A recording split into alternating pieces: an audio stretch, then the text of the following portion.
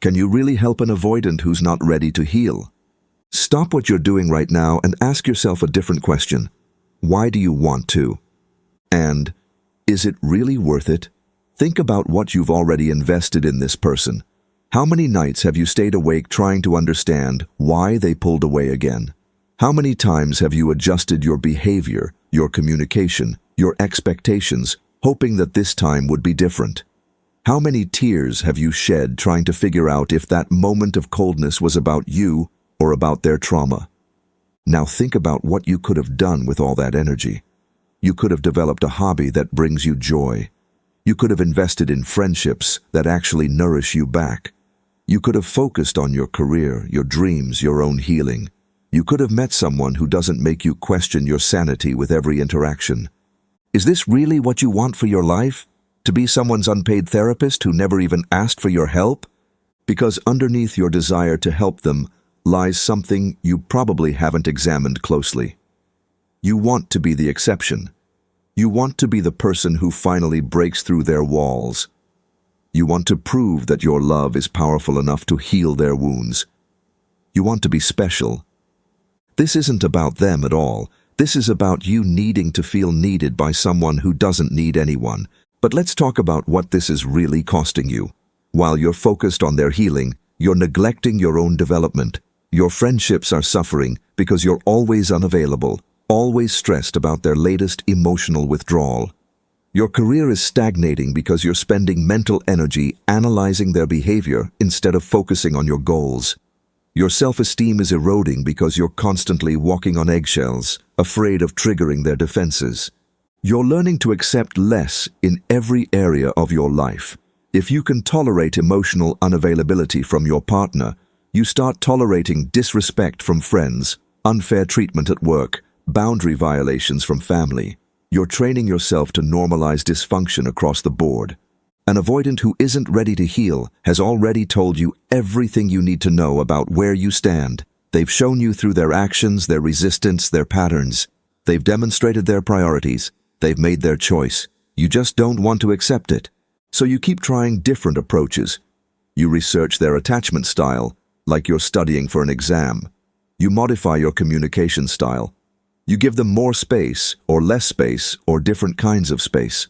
You become a relationship contortionist, twisting yourself into whatever shape you think might finally reach them.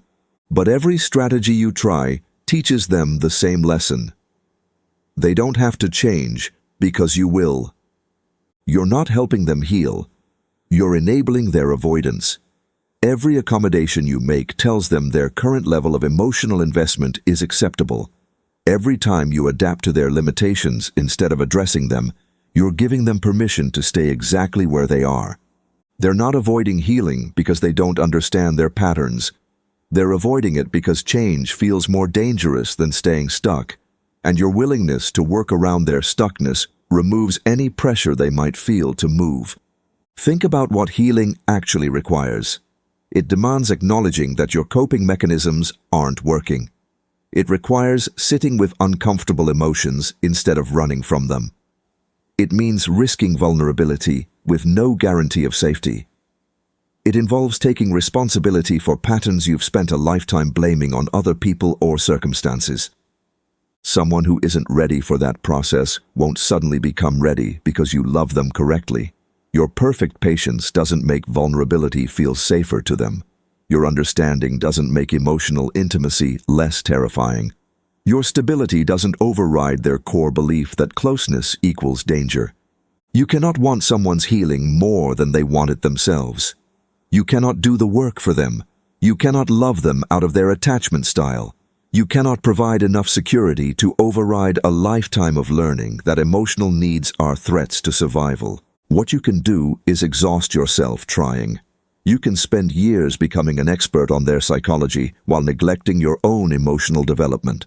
You can perfect the art of loving someone who cannot love you back fully, while forgetting what it feels like to be cherished by someone who's emotionally available. Your attempts to heal them are actually changing you in ways you haven't noticed. You're becoming someone who accepts less, someone who asks for less, someone who needs less. You're training yourself to find satisfaction in emotional crumbs because a full meal feels impossible. You're developing a tolerance for emotional starvation and calling it understanding. You're learning to interpret their inability to meet your needs as evidence of their trauma rather than a choice about their priorities. You're becoming complicit in your own neglect. The person you're trying to help isn't suffering the way you think they are. They've organized their life around avoiding the very experiences you think they need. Their avoidance isn't a prison they're trapped in. It's a protective system they've chosen because it works for them. They're not lying awake at night, wishing they could be more vulnerable. They're not aching for deeper connection. They're not fighting internal battles about opening up. They're comfortable with their level of emotional engagement because it feels manageable and safe. Your projection of your own desires onto them is what's creating the illusion that they want to change. You want deeper intimacy, so you assume they must want it too, deep down. You value emotional growth, so you believe they must secretly value it as well. You're in pain from their distance, so you imagine they must be in pain from their own walls. But avoidants who aren't ready to heal aren't in the same kind of pain you're in. They're not motivated by the same desires. They're not fighting the same internal battles. They've found a way to live that works for them, even if it doesn't work for you. Accepting this doesn't mean giving up on love or connection. It means redirecting your energy toward people who want the same things you want. It means choosing partners who are already doing the work of emotional growth instead of projects who might start if you love them correctly. There are people who will meet your emotional availability with their own. There are people who won't make you feel crazy for wanting deeper connection. There are people who will appreciate your capacity for understanding without requiring you to dim your own needs. But you'll never find them while you're focused on fixing someone who doesn't want to be fixed. Your desire to help someone heal says beautiful things about your capacity for love and your belief in human potential. But when directed towards someone who isn't ready, it becomes a form of self-abandonment disguised as generosity. Real love sometimes means walking away from someone you care about, because staying enables their avoidance and destroys your well-being.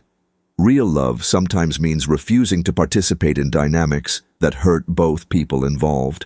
The question isn't whether you can help an avoidant who's not ready to heal. The question is whether you're ready to stop trying. Because your healing doesn't depend on theirs. Your growth doesn't require their participation. Your capacity for healthy love doesn't need to be proven through your ability to love someone healthy.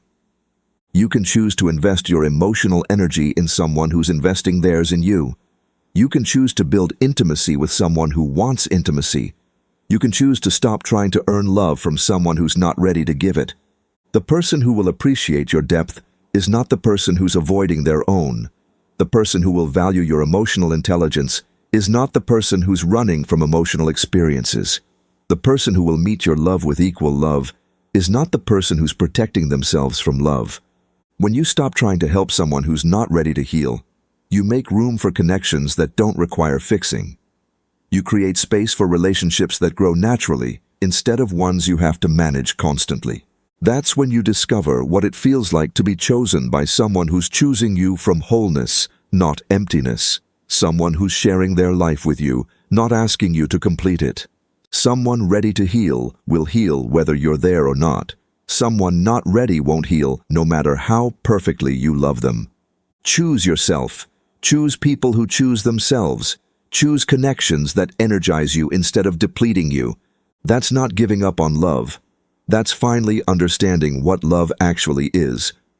Have you ever tried to help someone who refused to help themselves? Let me know in the comments what finally made you stop. If you're still doing this right now, maybe it's time to focus on yourself instead. Like and subscribe for more videos about attachment and relationships. Thanks for watching.